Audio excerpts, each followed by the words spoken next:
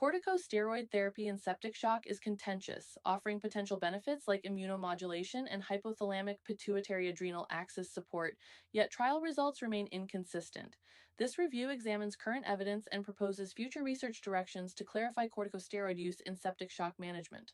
Updated guidelines endorse corticosteroids for septic shock, yet stronger evidence exists for community acquired pneumonia and acute respiratory distress syndrome. Combination therapy with fludrocortisone shows promise, though prescribing practices vary widely.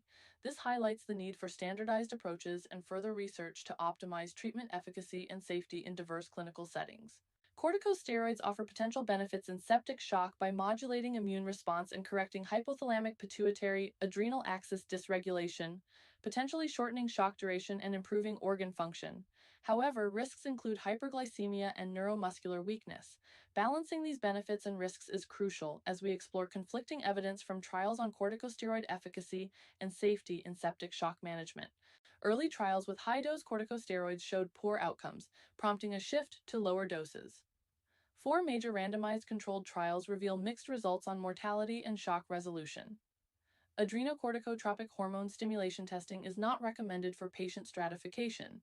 These findings highlight the need for further research to clarify corticosteroid therapy's role in septic shock management. The adrenal and APROCH-SS trials highlight differing outcomes due to patient selection, with systematic reviews indicating a small mortality risk reduction and faster shock resolution. Recommendations emphasize fluid resuscitation and vasopressor initiation. These findings suggest that patient characteristics significantly influence corticosteroid efficacy, warranting further investigation into tailored therapeutic approaches. Combination therapy with fludrocortisone shows potential mortality benefits in septic shock.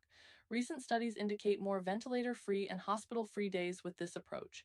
However, the pharmacologic basis for fludrocortisone's benefit remains unclear, necessitating further research to understand its role and optimize treatment strategies.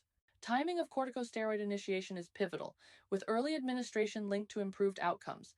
No significant difference exists between bolus and infusion methods. Therapy should be tailored to individual patient factors to minimize potential harms. This approach ensures optimal benefit while reducing risks associated with corticosteroid use in septic shock. Corticosteroids in septic shock pose risks like hyperglycemia, hypernatremia, and neuromuscular weakness. Intensive glycemic control doesn't improve mortality and increases hypoglycemia risk. Evidence on superinfection and other adverse effects remains uncertain. Future research should focus on patient phenotypes and individualized therapy to optimize efficacy and reduce harm. Future research should prioritize understanding patient phenotypes and tailoring corticosteroid therapy accordingly.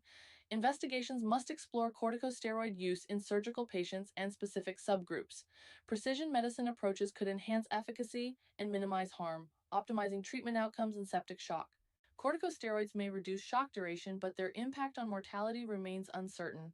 Faster shock resolution and shorter intensive care unit stays are beneficial. Optimizing therapy through improved patient selection and individualized approaches is essential for maximizing benefits and minimizing harm.